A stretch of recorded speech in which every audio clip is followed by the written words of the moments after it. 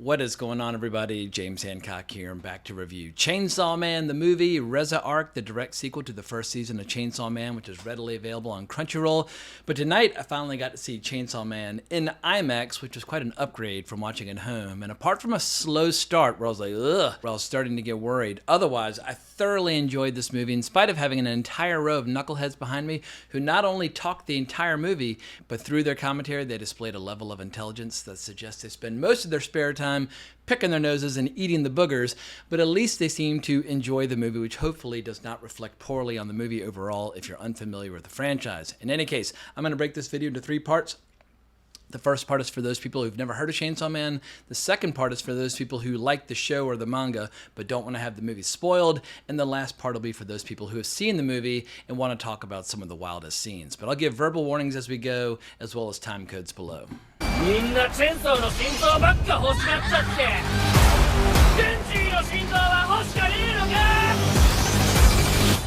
So for the uninitiated, Chainsaw Man began back in 2018 as a Japanese manga series written and illustrated by Tatsuki Fujimoto, and then it was turned into a show in 2022, and I think there are 12 episodes total, and I got caught up on it a couple weeks ago when I saw that this movie was on the horizon. But the story follows a teenage boy named Denji who makes this permanent pact with a chainsaw devil where they merge into one being, giving him the ability to occasionally wreak havoc as Chainsaw Man, and his powers are precisely what you would imagine them to be. He basically has a big giant chainsaw coming out of his face, and he's got chainsaws on his arms, and he gets some other abilities over time as he starts to understand his powers. But he soon joins this organization called the Public Safety Devil Hunters, and he basically spends all of his time fighting devils, or at least he's fighting devils when he's not getting completely shit-faced with his co-workers or trying to figure out which one of them he has the biggest crush on and obsessing over their boobs or trying to kiss them or whatever the case might be. But those scenes with all that kind of awkward teenage sexual tension, they always deliver great laughs as well as a much appreciated dose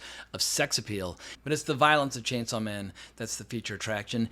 It's totally insane with all these hell-raising maniacs just ripping each other to shreds. So much so, sometimes it's tough to remember which of these characters are quote-unquote like the good guys or the bad guys, because some of them are devils that are working for the organization, some of them are devils that are opposed to the organization. In any case, pick a character that you like, root for them, and then just enjoy the ride. For my part, I like the character Power, who's an even bigger fuck-up and even more dangerous and unpredictable than Denji. But I think what I find so refreshing about Chainsaw Man as both the series as well as a movie is that it never comes across as one of those franchises that's trying to make you a better person, nor does it feel like the writers or the filmmakers involved are trying to prove to you what pure and noble specimens they are. They're just trying to entertain the shit out of you with wild music, insane violence, great sex appeal, tons of humor. It's just the full package, and pretty much every single character in the entire cast is just the world's biggest fuck-up, where like their uniforms are always in a state of disarray, and they're always wasted or hungover or chain smoking or having casual hookups and like vomiting in each other's mouths and just acting like total maniacs. And then almost more by accident than by design, occasionally they will do the right thing and kill a really dangerous bad guy who might be threatening to destroy an entire city.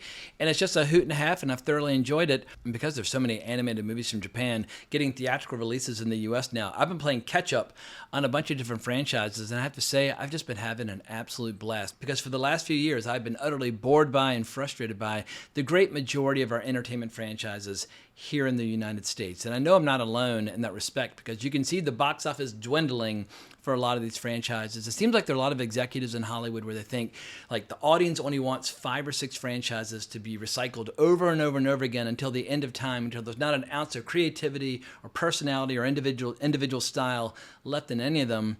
And I'm not going to make any apologies over the fact that what I'm missing from most of our Hollywood franchises is hardcore violence or individual style and imagination and creativity, blatant sex appeal or great humor, all the ingredients that make genre entertainment so much goddamn fun to watch. So if, like me, you're totally bored by the modern incarnation of Star Trek or Star Wars or The Lord of the Rings, Rings of Power or Marvel or DC or Tron or Alien or Predator, like all those franchises, they're totally fucked.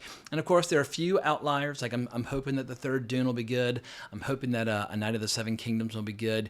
But if you're completely, totally totally fed up by just how like there's no flavor or individuality to any of our modern Hollywood franchises, consider taking Chainsaw Man for a spin. It's definitely not for everybody. I'll say this, it's not even for all anime fans. Like if you want something that's a little bit more accessible, then you're going to want to watch Demon Slayer instead. Demon Slayer, which I love and adore. I've seen the entire thing twice. It's a fucking blast. But Demon Slayer is more of a classic tale of good versus evil. And that's dealing with demons, whereas Chainsaw Man's dealing with devils. What the exact difference is between demons and devils, you'll have to ask somebody apart from myself. But that's one of the key distinctions.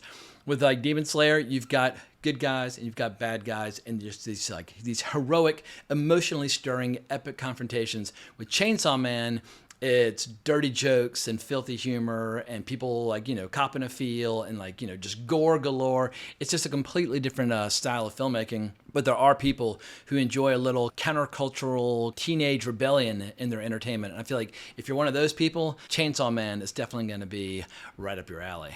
So with that out of the way, let's move into the part of my video for those people who are fully caught up on the show Chainsaw Man but have not yet seen the Reze Arc. And I should add, the movie was written by Hiroshi Seiko, and Tatsuya Yoshihara directed Chainsaw Man the movie Reze Arc. And I know there's been a lot of debate about the pronunciation of Reza. They say it many times in the movie because it's the name of a character. And even after having heard the character say it many times, I'm still convinced I'm not completely saying it correctly. I know some people say like Reze and some people say like Reza. In any case, I'm just going to call it the Reze Arc because that's just the way it rolls off my tongue. But Reze. 一緒に夜の学校を探検しよう。 Fucking awesome character. She made the movie. I mean, if you like all the other characters that are regulars from the first season, you're still going to have fun watching all of them in action.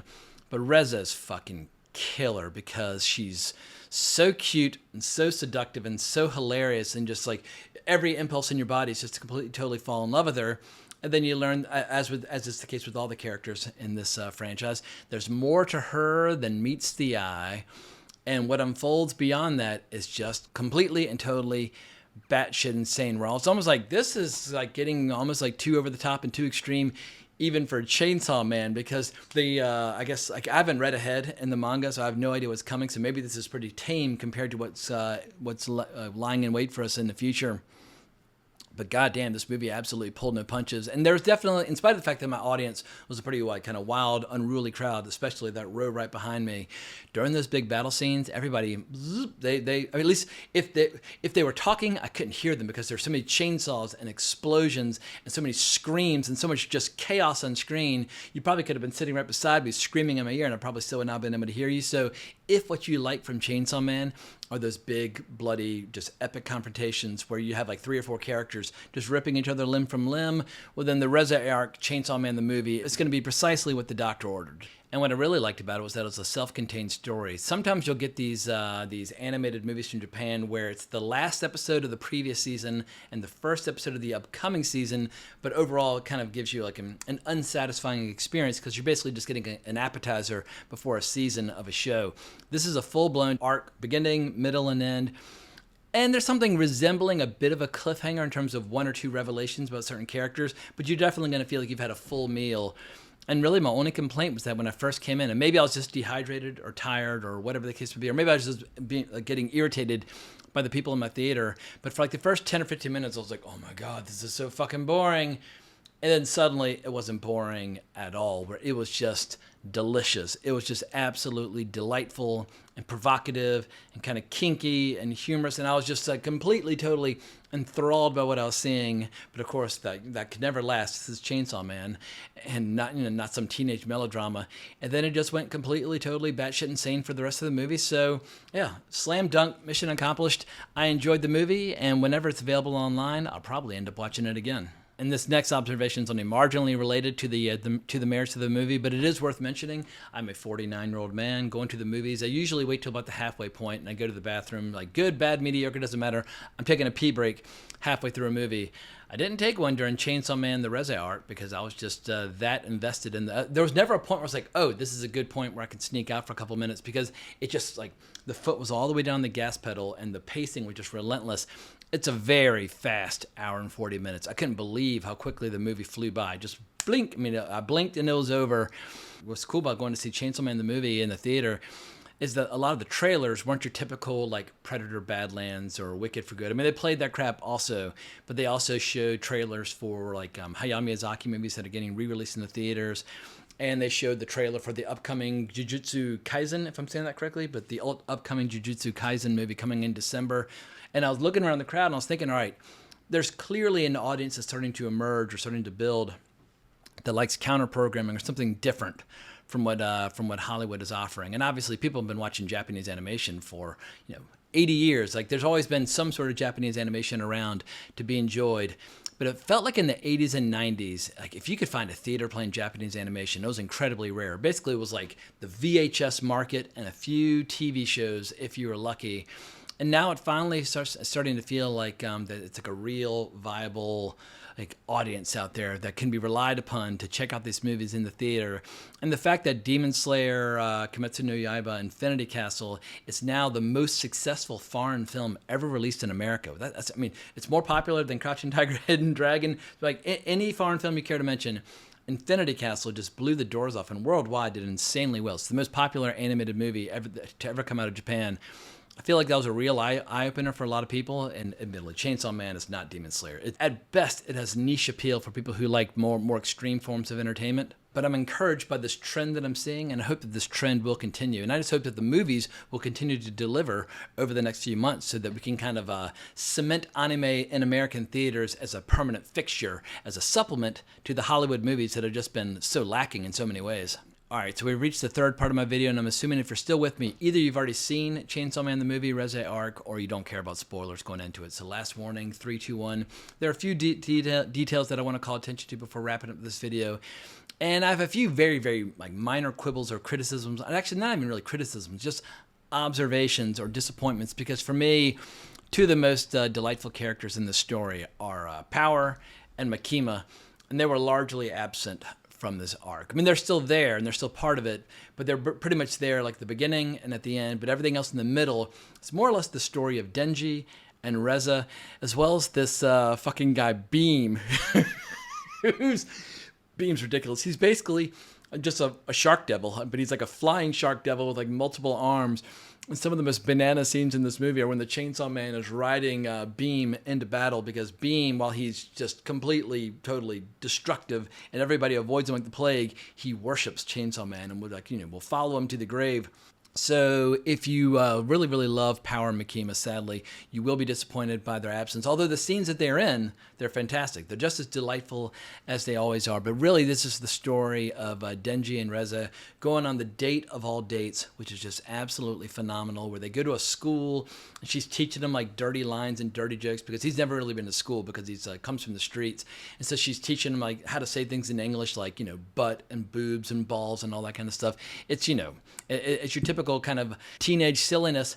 But then the movie got intensely erotic without ever being pornographic. And of course, when you're talking about Japanese animation, the moment you mention eroticism, people start thinking, oh, there's going to be all sorts of like tentacles flying around and that sort of thing. Nothing like that. This is much more chaste. It's basically just a big skinny dipping party for two in this pool when they're swimming around. And even the nudity is handled in a very discreet, tasteful way. But they are buck-ass nude as they're enjoying this date. And then later on in the date, when she leaves to use the restroom, Denji's having all these fantasies about which girl does he like more. And of course, he's still got love and affection for Makima, but he's also completely falling under the spell of Reze. And he's having all these fantasies, kind of competing fantasies swirling around his brain. And the imagery was just intoxicating. I was like, wow, like you want to talk about what's missing from Hollywood movies. Any hint of like love or lust, any sort of romantic impulses of any kind are largely absent from most Hollywood movies. They're scared to death of sex. They avoid it like the plague. They want to give you PG-13 bland action scenes with a bunch of digital creatures, and it's boring as fuck. But Chainsaw Man the movie is like, you know what? We're going to go there. If you have a 16-year-old superhero who can turn into a fucking devil with chainsaws, well then in his downtime, of course, he's going to express some healthy curiosity about the opposite sex. But then the movie took an insanely dark turn where it almost became more horrifying than any horror movie I've seen in recent years, where the serial killer is coming after Denji, trying to retrieve his heart. And the way he talks and the way he acts and the methods he uses, I was like, God damn. And he spends a big chunk of the movie chasing Reze through this high school. And at this time, I still thought she was just an innocent teen that was on a date with Denji. But at a certain point, she unveils what her true skills and abilities are. She's basically the Bomb Devil. The same way Chainsaw Man is the Chainsaw Devil, she is the Bomb Devil. And being the Bomb Devil basically means she runs around in her underwear with a big, strange head. I couldn't tell if it was supposed to be like bombs or what, but her head's totally deformed. She can basically make as many bombs appear as she likes to do, whatever the hell she likes. If she hits somebody like 20 times, she can make 20 bombs appear inside their torso. In any case, this serial killer, she fucks him up. Then as it turns out, what she's really there for is she wants to claim Chainsaw Man's heart. And she just starts like hacking off his limbs and biting off his tongue. She's just kicking his ass, and she's about to take his heart once and for all when Beam joins the fun. And once Beam gets in there, basically once the Chainsaw Man has this mount that he can ride into battle, well, then they're more or less on even footing. But then a bunch of the other characters within Chainsaw Man's organization, they also join in on the fight.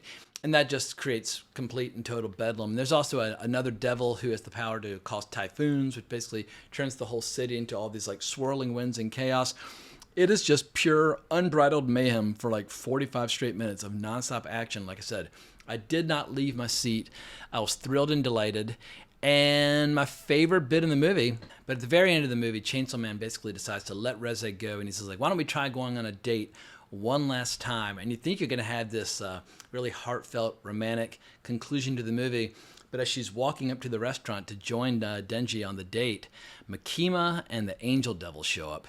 And they just fuck her up. I mean, Reza, she doesn't even know what hit her. I mean, they just like within seconds, just like it's over. It's like, well, how come y'all couldn't show up at the beginning of that huge fight that nearly destroyed an entire city? This whole thing would have been over much more quickly. But it just was an incredible indication of just how dangerous and just how powerful Angel Devil and Makima can be. So at least we got to see a lot of Makima in this movie. I guess my only real complaint just as a fan is that we got to see very little of Power in action. And in season 1, I can't remember the last time I laughed so hard when those scenes where Power and Denji are training, learning how to use their abilities. And of course, Denji can't really die, or if he dies, he just comes back to life. But there's that scene where he's kind of like, he's all deformed and disheveled, and he's trying to kind of wake up and come back to life. And Power's way of trying to persuade him to come back to life faster and heal faster is just to repeatedly scream heal while punching him in the face. And she's just going, heal, heal, heal, heal, and just...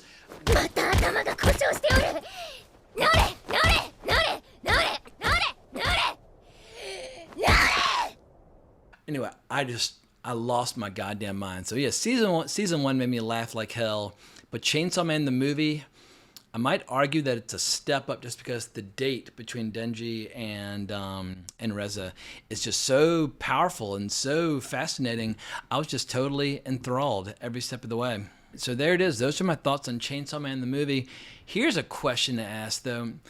Am I overpraising the movie just because I've seen so many terrible Hollywood movies recently? Whether you're talking about shows like Alien Earth or movies like Tron Ares, and usually all my frustrations are with franchises that are come underneath the umbrella of Disney and all the various companies that they own, like Hulu and Fox, etc.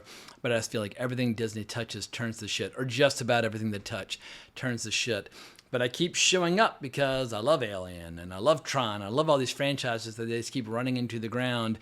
And so you might say, well, you're just inviting frustration into your life. But I have a YouTube channel devoted to movies. I have to talk about trends, like, which franchises are going up. It's almost like analyzing the stock market. Which stocks are going up, which stocks are going down. And there's a reason why Disney's only had one successful movie this year, and all the rest of their movies have either underperformed or bombed. They're fucking everything up. So it's just a relief to have some other franchises to follow, whether it's Demon Slayer or Chainsaw Man or Jujutsu Kaisen, which I'm going to start getting caught up on before the movie in December, but just to have some alternatives. What it reminds me of, and this might sound a little hyperbolic, a little overblown, and it remains to be seen just how far this trend will go. But back in the 1990s, and I'm old enough to remember the 1990s very clearly, the early 90s I was in high school, the late 90s I was in college, and during all that time, I was a movie-watching fool. But when people look back on the past, oftentimes they'll remember the stuff that was great and they'll forget the stuff that was terrible. It kind of falls by the wayside. So they end up having like a very rosy view of the past.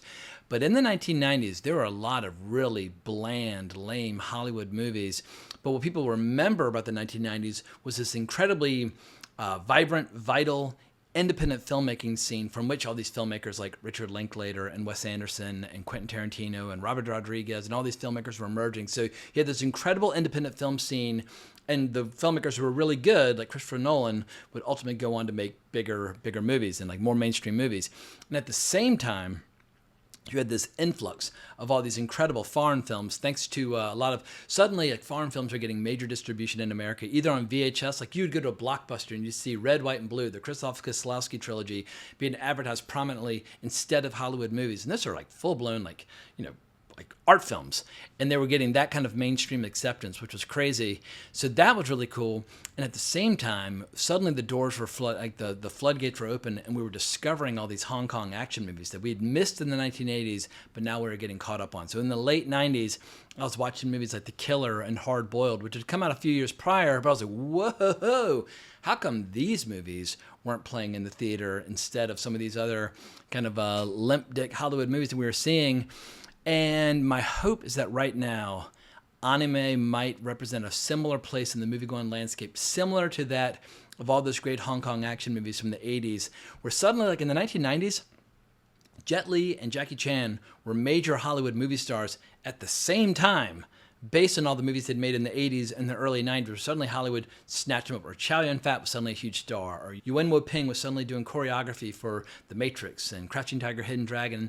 But like suddenly there was just like this huge flood of Asian talent into Hollywood because of all the stuff they've been doing for the last 10 or 15 years over in the Far East.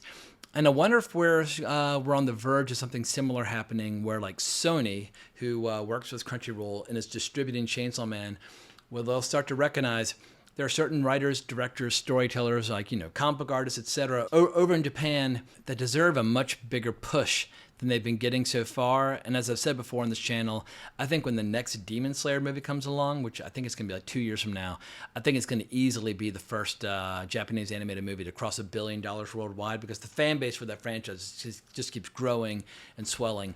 But I'll be curious to see what Chainsaw Man does. I hope Chainsaw Man at least makes a dent and the North American box office this weekend. I'll be banging my drum for it and rooting for it every step of the way, but I'm also a realist, and there's just the audience for hardcore graphic violence has always been small, so I'm expecting the box office impact of this movie to be modest. But I would love to be proven wrong. In any case, I think that's all I've got to say for now, so I hope you enjoyed this video. If so, please consider liking, subscribing, hitting that notification bell, and I look forward to reading your comments, but more importantly, as always, onwards and upwards.